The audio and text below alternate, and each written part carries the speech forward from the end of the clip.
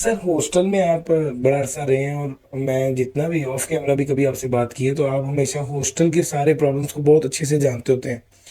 अब मुझे याद है कि आप मतलब ईद की छुट्टियों को प्लान कर रहे हो तो आपको एग्जैक्टली पता होता है कि इतने दिन पहले छुट्टी मिलेगी तो बच्चों को टिकट मिल रही होगी और इस तरह।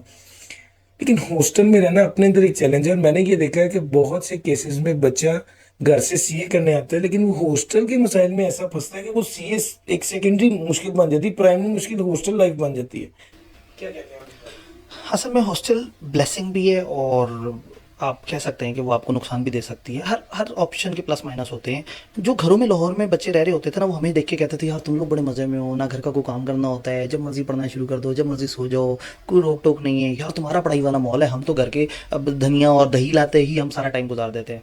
हॉस्टल वाले कहते हैं भाई तुम लोगों को अपने कपड़े तो नहीं ना धोने, तुम लोगों ने ये मसले मसाइल तो नहीं। हॉस्टल वाला बच्चा जो है वो अगर घर इधर हॉस्टल रुका हुआ है तो वीकेंड पे वो अपने कपड़े धोएगा। मुझे आज भी याद है कि ना वो एक 5 रुपए का सर्फ एक्सल खरीदें जो आज 20 रुपए का है, एक बाल्टी में डालें, उसमें पानी डालें, उसमें कपड़े डालें और उसे रख दें, और कुछ घंटे बाद उसे खोलें और उसको हल्का हल्का सा वो करें। तो उसके बाद एक हॉस्टल का स्टूडेंट सोचता है कि शायद ये मशीन जैसे धुले हुए कपड़े हैं।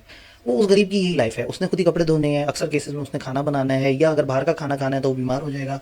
तो अच्छे खासे चैलेंजेस हैं, लेकिन that is part of life. घर में जब आप रहते हैं तो आपको घर की जिम्मेदारियां भी होती हैं। तो हॉस्टल में अगर आपके 4-5 दोस्तों का मिलकर अगर एक ग्रुप बना हुआ है, मिलकर उन्होंने घर लिया हुआ है और आपस में काम डिवाइड किए हुए हैं, तो हॉस्टल की लाइफ वुड अफेक्ट यू कि 1 घंटा ऑफ द डे आपको उस वजह से रिलेक्टेंस होगी।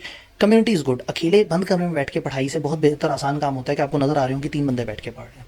हॉस्टल में अगर माहौल अच्छा बन जाए तो उससे ज़्यादा अच्छी जगह कोई नहीं है। अगर एक चैलेंज हो कि आप जिस कमरे को देख रहे हैं हर बच्चा बैठ के पढ़ रहा है, हर कोई पूछ रहा है यार सर का टेस्ट तैयार किया, सर का लेक्चर पढ़ा तुमने या नहीं पढ़ा, तो इतना हाई परफॉर्मिंग यूनिट बन जाता है कि सारे मुकाबले में आ जाते हैं। और अगर हॉस्टल में आपके साथ वाले कमरे में लोग फिल्में देख रहे हैं, दूसरे कमरे में लोग अनारकली घूमने फिरने गए हुए हैं, अब चीज़ों को कवर कर रहे हैं, तो ये बड़ा अजीब सा हो जाता है। अगर हॉस्टल का बच्चा अपनी कंपनी बेहतर कर ले, उन लोगों में उठे बैठे जो पढ़ना चाहते हैं, वो जो फोकस रखते हैं। और हमेशा ये याद रखें कि हॉस्टल में रहने का मेरे फादर को बहुत ज़्यादा खर्चा पड़ रहा होगा। मेरा फादर किसान है, मेरा फादर गरीब आदमी है या इवन मिडिल क्लास आदमी है, वो अपने घर की सहूलतें छोड़ के मुझ पर स्पेंड कर रहा है। मुझे याद है मेरा एक दोस्त कहता था मैं अच्छा महंगा मोबाइल लेना चाहता हूँ, पता नहीं मेरे फादर मुझे क्यों नहीं दिला रहे।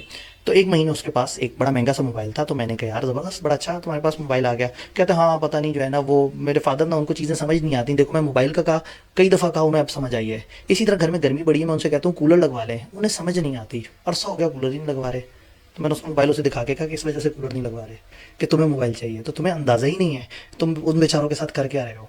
तो हॉस्टल वाला बच्चा जिस दिन ये सोच लेगा ना कि मुझे यहाँ फादर ने भेजा और यहाँ एक एक रुपया जो लग रहा है वो मेरे फादर के खून पसीने की कमाई है, वो इंतहाई सीरियस होकर पढ़ेगा, फोकस से पढ़ेगा। अब तो कॉलेजेस की लाइब्रेरीज हैं, सारा कुछ मौजूद है, जो पढ़ना चाहता है वो पढ़ सकता है। तो हॉस्टल की लाइफ अभी भी फार बेटर है क्योंकि आप आज़ाद होकर पढ़ सकते हैं।